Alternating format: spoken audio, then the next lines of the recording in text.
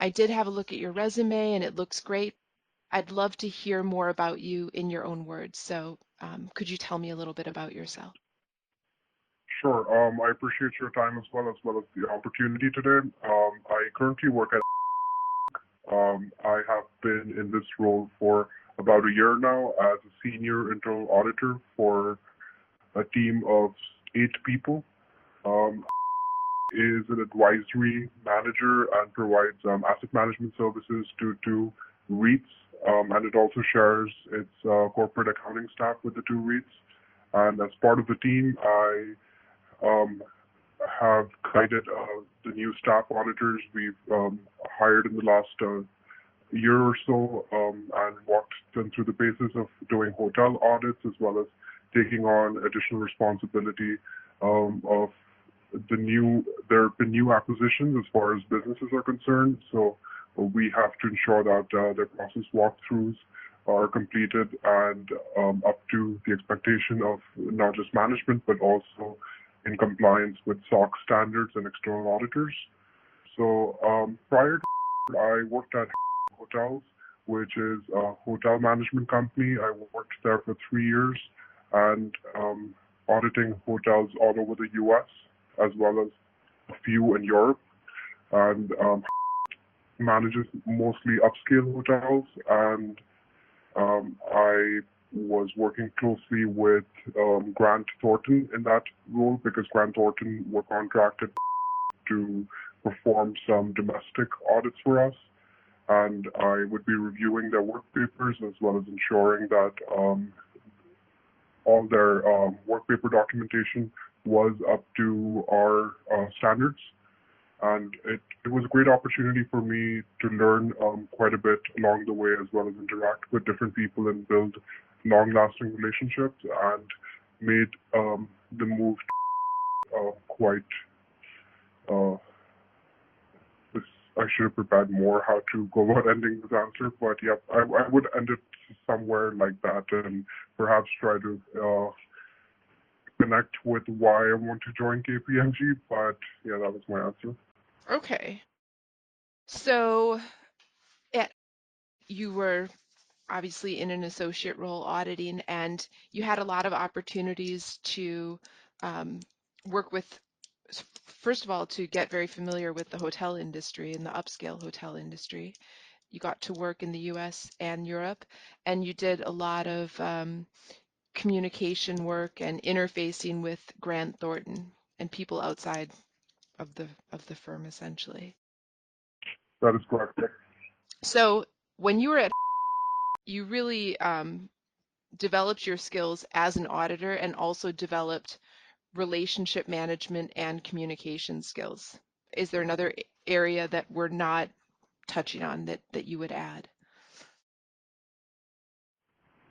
I think the first one, which is really acquiring auditing skills, encompasses a whole host of different attributes, including like being an effective communicator, as well as ensuring that you have a good eye for what might constitute a risk or a control gap, and identifying and ensuring that all those specific risks are appropriately mitigated. And sometimes you have to be quite tenacious because not everyone is as amicable and open to change. So there can be some situations where you might run into combative people, but you have to hold your own. So, yeah, all of that comes along with just acquiring auditing skills and developing it further. Okay, let me just write down some notes here. 1 second.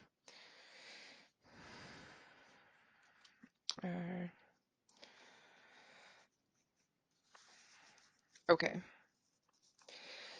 Let's, it might be interesting to structure your answer in terms of, because there's really like two key experiences at two different companies, and obviously you were in a more of a senior role, right? And you're in the more junior role. So it's like the role's different and the company's different and the industry's the same.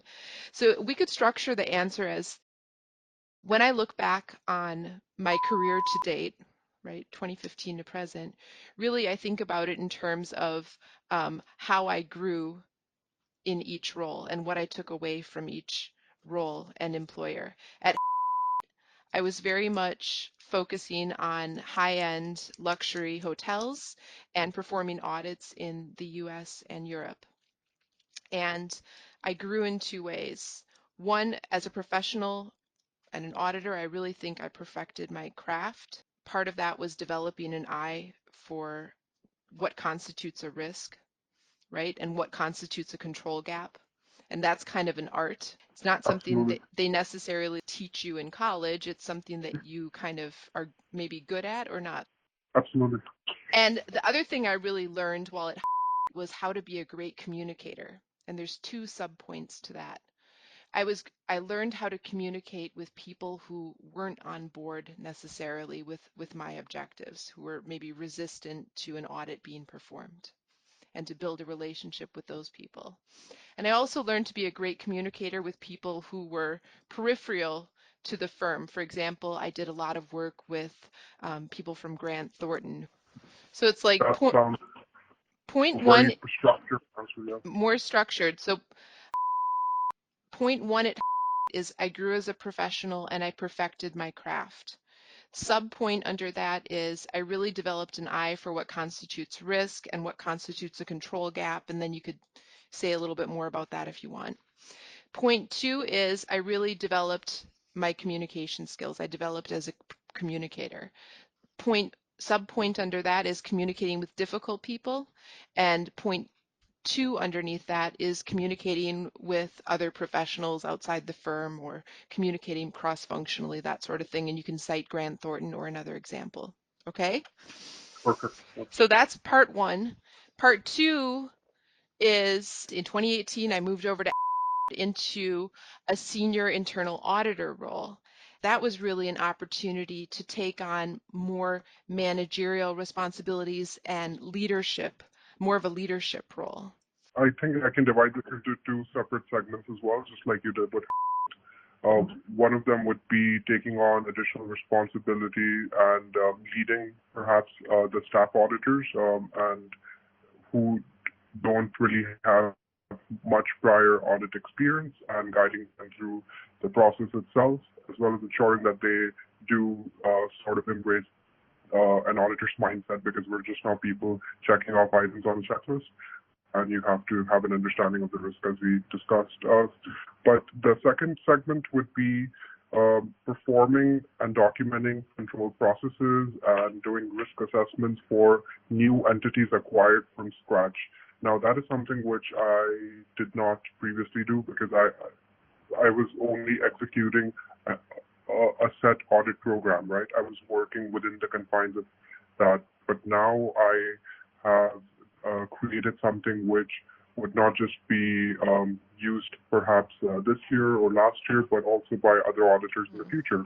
So that's Okay. where. And that's what you did specifically at, right? Yes, I'm currently in the process of doing it for the other entity too, like the Premier Project Management, third bullet point. Yeah. Oh, okay. So the point number one is that the big change for me at is that now I'm now leading a team of 8, and that's involved hiring 3 auditors in the last year, training my team of 8, and also mentoring individual analysts.